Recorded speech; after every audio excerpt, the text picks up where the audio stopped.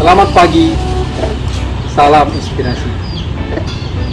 Kali ini kita akan coba bincang-bincang tentang tugas bersama menjaga kompetisi hidup sehat. Artinya semua kita di negeri ini wajib menjamin atau wajib menjaga atau ikut membangun kompetisi hidup itu agar selalu sehat. Kenapa demikian? Karena hanya dengan kompetisi yang sehat yang akan bisa memunculkan orang-orang terbaik, dan hanya dengan kompetisi hidup yang sehat untuk berlomba-lomba atau termotivasi untuk membangun kapasitas dan integritas dirinya. Hanya dengan kompetisi hidup yang sehat akan mengurangi mafia dan para pemburu rente, dan hanya dengan kompetisi hidup yang sehat pula akan membuat anak bangsa ini mampu berkompetisi dalam kompetisi global di dunia ini. Bicara kompetisi hidup yang sehat, bangsa ini pernah punya sejarah buruk, yaitu 32 tahun di era diktator Orde Baru, hidup penuh dengan korupsi, kolusi, dan nepotisme, sehingga hanya orang-orang di lingkaran cendana lah yang akan mendapat manfaat atau yang akan menikmati atau keluar sebagai pemenang dari kompetisi yang tidak sehat.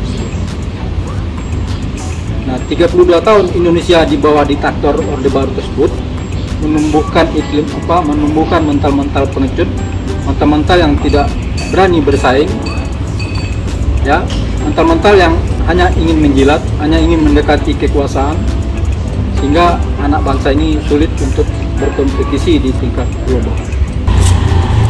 Akan tetapi, begitu memasuki era reformasi, kompetisi hidup itu juga tetap tidak sehat. Kenapa? Sebabnya, karena waktu memasuki era reformasi, yang terjadi adalah kebebasan yang kebablasan. Era reformasi tidak dipersiapkan dengan aturan berkompetisi yang jelas. Era reformasi terjadi begitu tiba-tiba. Akhirnya yang muncul bukan juga orang-orang. Bicara tentang kompetisi yang sehat, kita perlu belajar dari Cina. Jadi tidak salah kata ajaran agama, tuntutlah ilmu sampai ke negeri Cina. Ada buku yang sangat baik untuk dibaca, yaitu China Megatrend. Ini beberapa kali saya baca karena menjadi referensi buat saya untuk menulis buku 7 Pilar Pembangunan.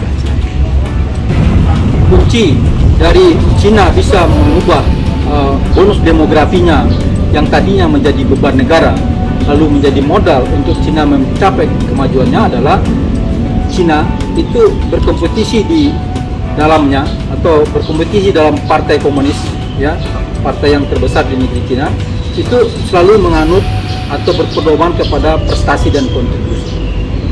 Jadi siapapun orangnya yang punya prestasi dan punya kontribusi kepada negara dan kepada organisasi, maka orang tersebut akan beramai-ramai dimunculkan. Berbeda dengan di negeri ini, hanya orang-orang tertentu, orang-orang yang dekat dengan kekuasaan, apalagi dinasti politik, orang yang anak si A, anak si B, yang walaupun tidak punya kemampuan, tetapi dipaksa untuk dimunculkan. Kita bicara di situ tentang filosofi bola voli. Bagaimana sebuah bola voli yang kempes mau dipaksa untuk dilambung dan dismiss. Itulah yang terjadi di negeri. Akhirnya di negeri Cina itu setiap periode tertentu muncul pemimpin-pemimpin besar. Tidak seperti di negeri ini, sulit sekali untuk memunculkan orang-orang terbaik karena kompetisi yang tidak sehat. Apa saja efek buruk jika kita tidak bisa membangun kompetisi hidup yang sehat? Efek pertama adalah akan sulit membangun keteraturan, kepatuhan terhadap hukum yang akan bicara adab dan etika, apalagi budaya, karena di dalam kompetisinya itu tidak sehat. Lalu efek buruk keduanya adalah akan sulit memunculkan orang-orang terbaik, karena orang-orang terbaik sudah ditutupi oleh para orang-orang yang tidak baik tetapi ingin muncul ke permukaan. Seperti halnya pohon mangga tadi yang kita lihat, yang menutupi berkembangnya pohon rambutan yang sebenarnya sangat subur dan menghasilkan buah yang lebih baik. Pohon rambutan ini sangat subur, ya, dan buahnya juga sangat bagus, lotok. akan tetapi hidupnya tidak bisa berkembang karena dihalangi atau dijepit oleh dua pohon besar, mangga dan pohon belimbing. Pohon mangga ini besar tetapi tidak berbuah.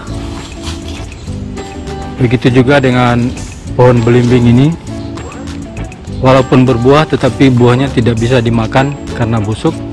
Gambaran dari pohon rambutan yang sangat subur dan bagus ini dan menghasilkan buah yang bagus ini selalu mengganggu naluri kami sebagai pembicara tentang kompetisi hidup yang tidak sehat. Akhirnya kami kemarin itu memotong dahan-dahan mangganya yang mengganggu berkembangnya rambutan ini kemarin. Lalu efek tidak baiknya dari tidak terbangunnya sistem kompetisi hidup yang sehat adalah akan sulit membangun persatuan yang kokoh, persatuan yang sejati. Kalaupun terjadi persatuan, persatuannya hanyalah karena kepentingan sesaat, bukan persatuan yang terbina dari keinginan yang lebih besar atau kepentingan yang lebih besar. Lalu efek buruk berikutnya adalah akan sulit membangun kepedulian. Makanya sekarang yang namanya budaya gotong royong itu boleh dikatakan sudah memudar, karena kepedulian sesama anak bangsa itu sudah menipis. Lalu efek buruk berikutnya adalah akan sulit membangun kenyamanan dan keamanan yang sejati. Kalaupun terjadi keamanan dan kenyamanan itu adalah karena tekanan atau keterpaksaan, bukan kenyamanan dan keamanan yang seperti terjadi di negara-negara barat ya, di negara Denmark yang kita tahu, di mana di sana sangat teratur, atau di Jepang. Bagaimana di Jepang itu masyarakatnya bisa mengatur dirinya sendiri, ya, dan banyak lagi manfaat dari jika kompetisi hidup itu kita bangun bersama dengan sehat. Lalu efek terakhir dari tidak terbangunnya sistem kompetisi hidup yang sehat adalah tidak adanya saling percaya. Yang terbangun adalah saling curiga sesama anak bangsa. Demikian sharing kita pada pagi hari ini. Semoga ada manfaatnya. Salam.